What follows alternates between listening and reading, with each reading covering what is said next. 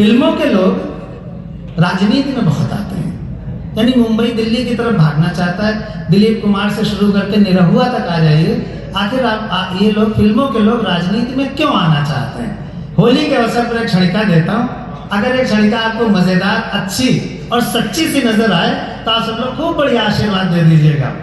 फिल्मों से राजनीति में आए एक सुप्रसिद्ध एक्टर से हमने पूछा, फिल्मों से कोई भी एक्टर ले लीजिए जो इस समय सांसद हो या कुछ भी हो, फिल्मों से राजनीति में आए एक सुप्रसिद्ध एक्टर से हमने पूछा, महोदय एक प्रश्न हमारी समझ में नहीं आया, महोदय एक प्रश्न हमारी समझ में नहीं आया, आखिर आपने फिल्में छोड़कर राजनीति को क्यों अपनाया?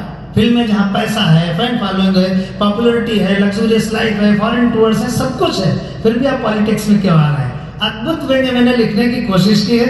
आप अद्भुत तालियां बजा करके मुझे अद्भुत आनंद दे दीजिएगा। अभी नहीं, महोदय एक प्रश्न हमारी समझ में नहीं आया, आखिर आपने फिल्में छोड़कर राजनीति को क्यों अपनाया? इस पर वो बोले, अस्थाना जी, किसी एक्टर का फिल्में छोड़कर राजनीति में आने का सिर्फ और सिर्फ एक ही कारण है। अब ताली तैयार रखो। किसी एक्टर का फिल्में छोड़कर राजनीति में आने का सिर्फ और सिर्फ एक ही कारण है कि राजनीति एक्टिंग का सीधा प्रसारण है।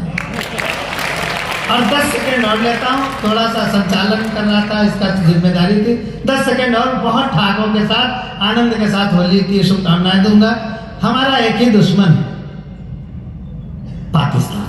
हम लड़ना भी चाहते हैं तो पाकिस्तान से, चीन चाहे डोकलाम हो जाए, दिल्ली तक घुसाए, हमें लगता है कुछ हुआ ही नहीं। और सच बात है, यही फीलिंग आती है, साइकोलॉजिकल स्टेट ये होती है, अच्छा चीन कर रहा है कोई बात नहीं, और पाकिस्तान वाला अगर हमारा एक विकेट भी ले लेता है तो लगता है दिल्ली पे कब्जा कर लेगा। ये साइकोलॉजिकल स्टेट ऑफ माइंड हम लोगों की है।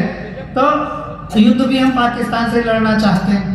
हमारे जब सैनिक लड़ने जाते हैं तो पूरे हौसले के साथ जाते हैं। मेरा मानना यह है कि पाकिस्तान के सैनिक भी पूरे हौसले के साथ लड़ने आते होंगे। हमारे सैनिक जब लड़ने जाते हैं तो माता पिता के पैर छूकर आशीर्वाद लेकर जाते हैं। मुझे पक्का यकीन है कि पाकिस्तान के सैनिक भी अपने वालिदैन से दुआएं लेकर के ही आते होंगे। यहाँ के भी सैनिक जब सीमा पे होते हैं तो अपने घर को चिट्ठी लिखते हैं। पक्का विश्वास है मुझे कि पाकिस्तान के सैनिक भी चिट्ठी लिखते होंगे। मैं पाकिस्तान के सैनिक की 10 सेकंड की एक चिट्ठी आपको सुनाता हूँ। आपके ठहाके में मिली हुई देशभक्ति आमंत्रित करता हूँ और अपना कार्यपाठ समाप्त करता हूँ। पाकिस्तान के सैनिक की चिट्ठी। जान से भी ज्यादा अजीज, जान से भी ज्यादा अजीज बेगम जहां आरा, अस्सलाम वालेकुम। हम हिंदुस्तान की फौज से जी तोड़ जंग कर रहे हैं। हमारे सिपाही जियाले बनकर हिंदुस्तान की फौज के सामने डटे हुए हैं। परसों की बात है बेगम, हमने हिंदुस्तान की फौज को मजबूर कर दिया कि वो हमें 5 किलोमीटर पीछे खदेड़े। कल शाम की बात है बेगम, हम 2 किलोमीटर और कराची की तरफ आए।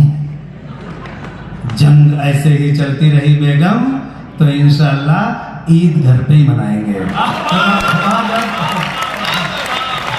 बहुत बहुत धन्यवाद, बहुत बहुत धन्यवाद। मेरा निवेदन डीएम